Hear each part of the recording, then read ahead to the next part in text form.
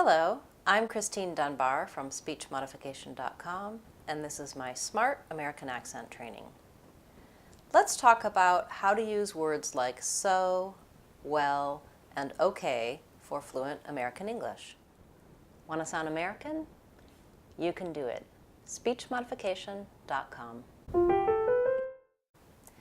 These words, so, well, and okay, are called discourse markers in conversation. We use discourse markers to introduce a new topic, to summarize ideas, to join ideas, check for understanding, and to insert for thinking time when we're talking. So let me give you some examples.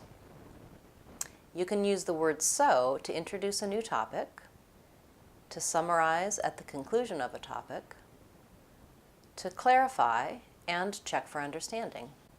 So let me give you some examples. If your boss says, "Make sure I have the report before the meeting," you can respond, "So I'll have the team work on that before the other project." Use the word okay to agree and continue a topic. So in our previous example, you could say, "Okay, I'll make sure you have it in time." Use the word well to disagree gently by being less direct. Using the word well, you can introduce an opposing idea politely.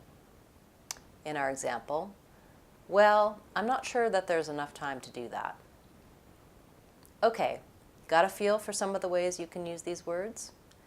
There are many additional discourse markers and ways to use them in conversation. Try to notice how native speakers around you use them.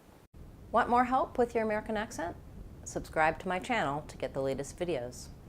You can find more videos and practice materials, sign up to work with me one-on-one, and get a free trial of any of my online courses on my website.